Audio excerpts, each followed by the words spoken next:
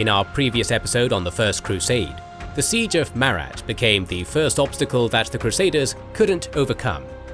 Raymond of Toulouse wanted to elevate himself above the rest, but by the end he lost the allure of the Holy Lance, a significant portion of his force, and the respect of his peers. The years-long campaign was now at the doorstep of Jerusalem, and those who had managed to survive this journey were changed forever. Now it is time for us to see how a divided, frustrated, and greatly diminished Frankish army would try to fulfill its oath. Speaking of divided, frustrated, and greatly diminished, how's your love life coming along? No matter what the answer is there, see the power of love in action with the sponsor of this video, Bloodline, Heroes of Lethus. It's an RPG on mobile that focuses on the creation of powerful champions through combining bloodlines of your existing characters, where the offspring of your chosen pair will inherit the traits and appearance of their parents. If you get it right, each generation will get stronger and stronger, and you can start going wild with hybrid lines and combining different species to utilize their respective strengths. This is the best time to start playing, because a new Lycan clan, the Gultung, is coming this Christmas to provide new and powerful hybridization options and the best damage dealing potential in the game. Get a Gultung champion for free by participating in their Christmas event starting December 22nd. There's also a new guild war this December, with new maps and new rewards that allow creation of Bloodcraft Legends, superior champions, one of which, Champion Scarlet, you can get for free by just playing the game. Get the game for free right now with the link in the description or our QR code on the screen, and you'll also get $20 of gifts. And make sure to grab the free champion before December 22nd. After the failure at Acre, the Crusaders regrouped and marched on Jerusalem, taking a vow to not distract themselves with any other side missions.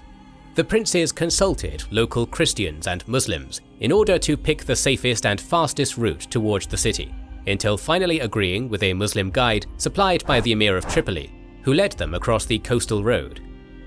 On one hand, this was the quickest road, which allowed for continuous naval supply, but it also had several narrow passes, ideal spots for an ambush, making it risky.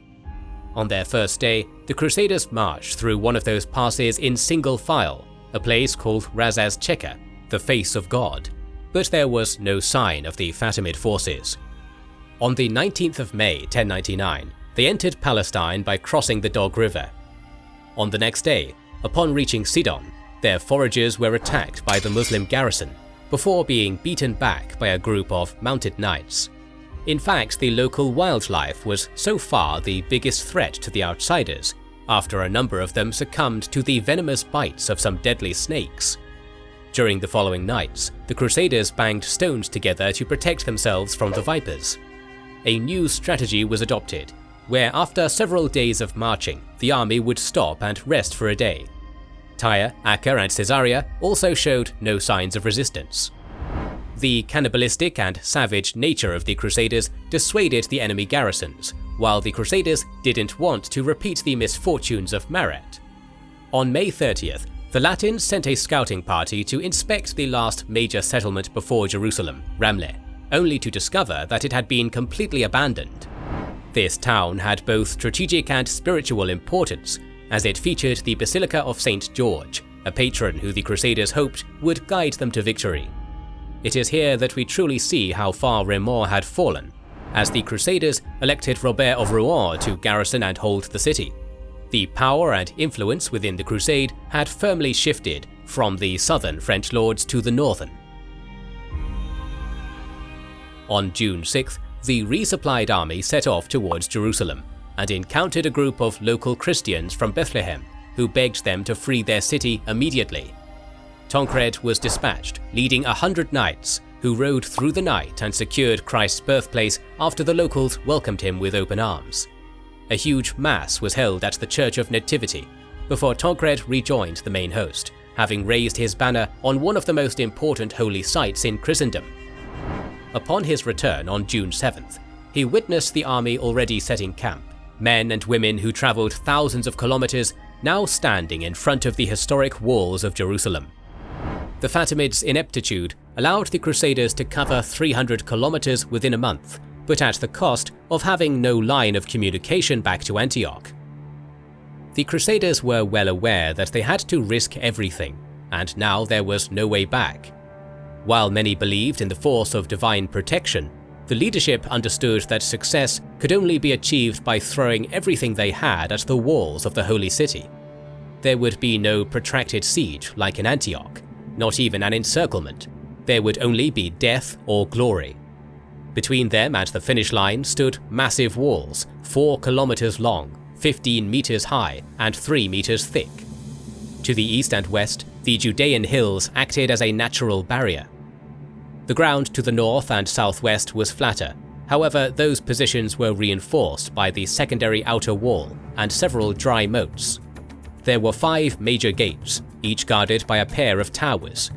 In the northwest corner stood a stronghold called the Quadrangular Tower, while midway along the western wall stood the Tower of David itself, made up of solid stones sealed with molten lead.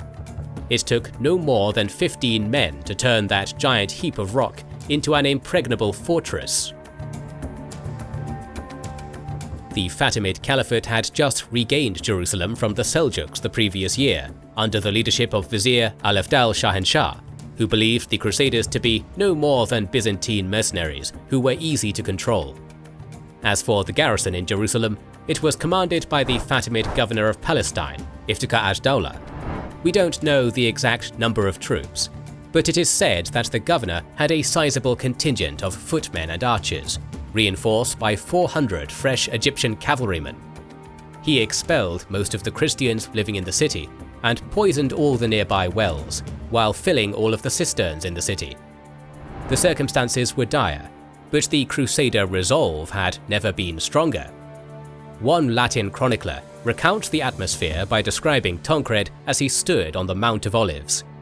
He turned his gaze towards the city, from which he was now shepherd, separated only by the valley of Josaphat, and saw the Lord's sepulchre. Drawing a great sigh, he sat down on the ground and would willingly have given his life there and then, just for the chance to press his lips to that most holy church. The Latins had 1,300 knights and 12,000 soldiers, divided into many camps with barely enough cohesion to hold them together. There were now 2 remaining factions. The larger one, led by Godfrey of Bouillon, Robert of Flanders, and Tancred, moved to besiege the city from the north, between the Quadrangular Tower and St. Stephen's Gate, while Raymond of Toulouse and the southern French set up camp before the Tower of David, before relocating in front of the Zion Gate. Godfrey was now the definitive leader of the Crusade, and was even granted a holy artifact by one of his clerics to solidify that position, a golden cross bearing the image of Christ, which served as a standard, boosting the morale of his men. This new aura of adoration attracted Robert of Normandy, who switched sides and took his men out of the Provençal camp and marched up north.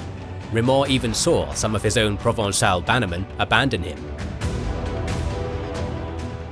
Apart from not knowing if and when the Fatimids would send a relief force, the Latins struggled with the lack of woodlands around Jerusalem, which were needed to build siege weapons. But then one day, as Tancred made his way into a cave to relieve himself during a bout of dysentery, he found a small stack of wood hidden inside. Once a few scaling ladders were constructed, the Crusaders launched their first assault on June 13th. The climb up the wall was extremely difficult, and a great skirmish ensued. On top of the battlements, some defenders used two-handed swords, using brute force to cut down the attackers, severing limbs and sending bodies flying down. Both sides sustained heavy casualties, but in the end, the first assault ended in failure. This defeat convinced the Franks to change their strategy, and both Crusader camps agreed to avoid further assaults until the necessary siege weapons were built, despite lacking the materials and craftsmen needed for siege towers, rams, or catapults. Sitting in the middle of the arid hills under the hot summer sun, with no drinkable water around them, the Crusaders began to suffer the effects of thirst. One chronicler recounted, "We suffered so badly from thirst that we sewed up the skins of oxen and buffaloes, and we used to carry water in them for the distance of nearly 6 miles. We drank the water from these vessels, although it stank. And with that foul water and barley bread, we endured great distress and affliction every day, for the Saracens used to lie in wait for our men by every spring and pool, where they killed them and cut them to pieces. Some of the marsh water was so contaminated that men even accidentally swallowed leeches, causing a painful death. But right when all hope seemed lost, on June 17th, 6 ships, most of them Genoese, docked at Jaffa. Unbeknownst to the Franks, the port they didn't bother to secure was left abandoned. A messenger was sent out and arrived at the dismayed Crusader camp. The Latins then dispatched 3 squadrons, the first under Gildemar Capnel with 20 knights and 50 infantry, 50 knights under Raymond of Pilet, and finally William of Sabran with an unspecified but similar number of men. On their way to Jaffa, the first group encountered a 600-strong Fatimid detachment, which engaged them. Just when the Crusaders were about to flee, the second group under Pilet arrived and pushed the Fatimids back. The battered Crusaders arrived at Jaffa and feasted with the sailors, who welcomed them with bread, wine and fish. The celebration lasted all through the night, with no sentries posted, and as a result, the Latins woke up and saw a large Fatimid fleet surrounding the 6 western vessels. The port was overrun before everyone made their escape. Still, the majority made their way back to Jerusalem, carrying supplies and siege materials. In the following days, some of the Christians expelled from the city met up with the princes and advised them on where to find wood.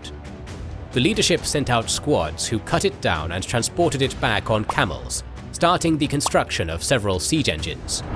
The construction itself led to yet another confrontation after one of the key engineers defected from the Provençal to the northern camp.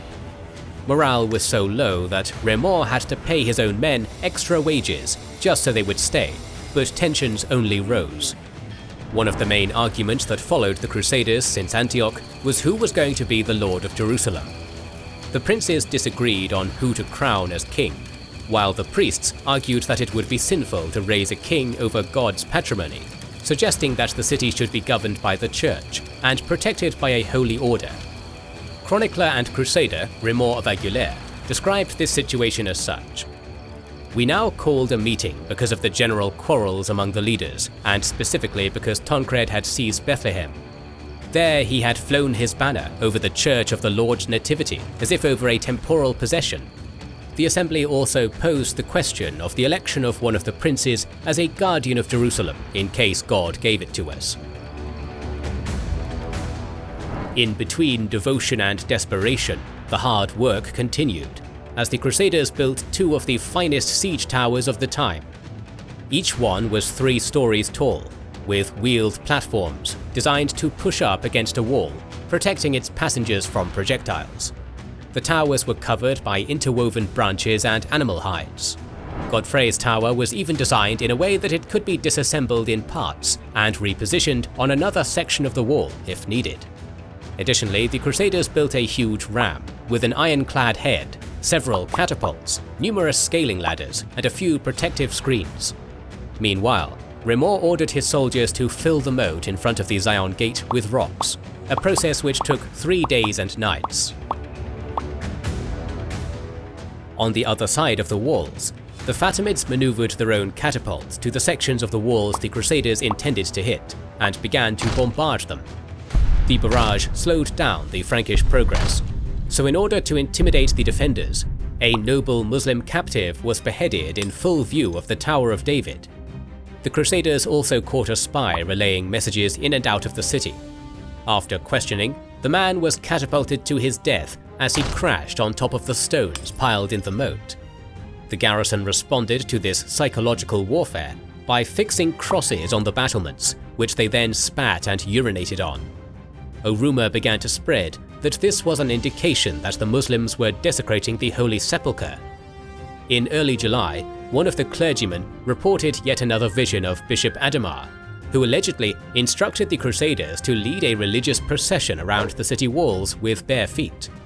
As the huge mass of people passed along the walls blowing trumpets, they were bombarded by the garrison, which resulted in many men, especially priests, being pierced by arrow fire. Desperate, yet full of bloodlust and determination, the Crusaders readied themselves for another assault. On July 14th, as daylight broke across a reddened sky, a horn cried out through the camp, announcing the beginning of the attack. To the dismay of the Muslim garrison, Godfrey managed to fool them by building his tower in different locations for the past 3 weeks, staring directly at the quadrangular tower. During the night before the assault, he had it reassembled and moved to St. Stephen's Gate, which was one of the greatest technological achievements of the era. On the northern front, for hours many brave men pushed the massive ram towards the wall, inch by inch, until they used it to tear down a part of the wall. The defenders then poured fire kindled from sulfur, pitch and wax, setting it ablaze. The Latins frantically threw the remainder of their water supply, trying to save the ram, but only charred beams remained. But then, in an almost comical reversal, the Crusaders lit the construction on fire again, so that it would clear the path through the breach. Seeing this, now the Fatimids started throwing buckets of water, but before long the ram was gone and the breach was now fully open. On the southern side, Raymond had far less success, since the majority of the garrison was positioned in his location. That included 9 out of the 14 catapults at the garrison's disposal. Big rocks were hurled at them, alongside hails of arrows. As the siege engine came closer to the walls, flaming pieces of wood were also added to the barrage, after being wrapped in pitch, wax and rags. Many of the projectiles had nails attached to them, so they would stick in whatever they struck. The fortifications, ditches and defenders proved to be an unassailable obstacle, and the tower had to eventually pull back. By the end of the first day, the news was mixed, but one thing became clear: their enemies had just as much determination as the Crusaders did. On the morning of the 15th of July, the onslaught continued. Raymond's tower approached the wall again, and it was once more repelled by a barrage of catapult fire until it started to burn and collapsed. The other tower, bearing the Golden Cross standard and filled with men including Godfrey of Bouillon himself, moved slowly towards its destination, just one well-placed shot away from collapsing on top of the Crusaders and all of their hopes. The garrison fired upon them with slings, and hurled flaming projectiles dipped in oil and grease, setting some of the men and portions of the tower on fire. Indeed, Godfrey nearly met his death when a stone was hurled and instantly killed the soldier standing next to him. The Duke then grabbed his crossbow and fired back at the crew manning the catapult. The tower managed to prevail, thanks to how well it was built, since most of the fire was repelled by the animal hides, allowing it to make its way to the wall. Once they got close and had the height advantage, the Crusaders started returning fire, clearing the wall of enemy archers. They were no more than a meter away when the Fatimids used their secret weapon, reserved only for the direst of circumstances: Greek fire. Several flaming projectiles were hurled at the tower, producing flames that could not be put out by water. But when the commander of the garrison expelled his Christian citizens, he also gave the Crusaders the antidote.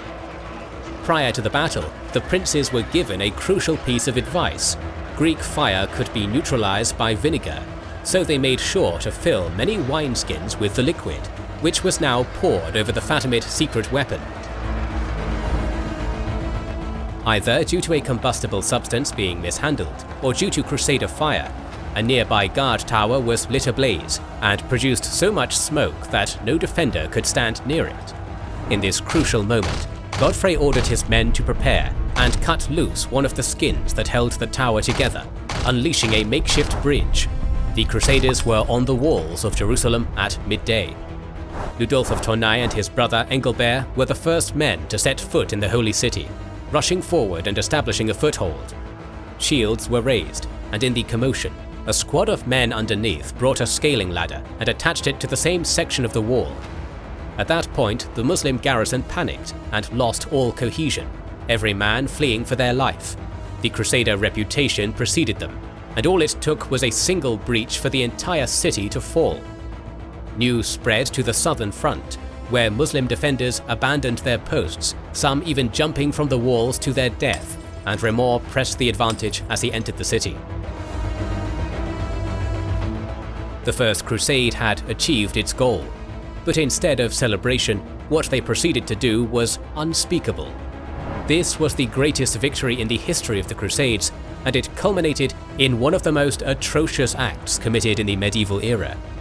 Eyewitness Raymond of Aguilé reported, "With the fall of Jerusalem and its towers, one could see marvelous works. Some of the pagans were mercifully beheaded, others pierced by arrows plunged from towers, and yet others, tortured for a long time, were burned to death in searing flames. Piles of heads, hands and feet lay in the houses and streets, and men and knights were running to and fro over corpses." Many Muslims fled to the Temple Mount, while crusaders like Tancred and Gaston of Bîme gave a group of men stranded on the roof of the Temple of Solomon their banners for protection. But once discovered by other crusaders, none were spared. To quote Raymond, "After a very great and cruel slaughter of the Saracens, of whom 10,000 fell in that same place, they put to the sword great numbers of Gentiles who were running about the quarters of the city, fleeing in all directions on account of their fear of death. They were stabbing women who had fled into palaces and dwellings, seizing infants by the soles of their feet from their mothers' laps or their cradles, and dashing them against the walls and breaking their necks. They were slaughtering some with weapons, or striking them down with stones. They were sparing absolutely no Gentile of any place or kind." The only Muslim inhabitants who survived seemed to be the garrison commander and the elite cavalry, who locked themselves in the Tower of David, and later negotiated terms with Raymond. As for the spoils, the chaos and emotions gave way to a systematically brutal approach. After this great massacre, they entered some of the homes of the citizens, seizing whatever they found in them.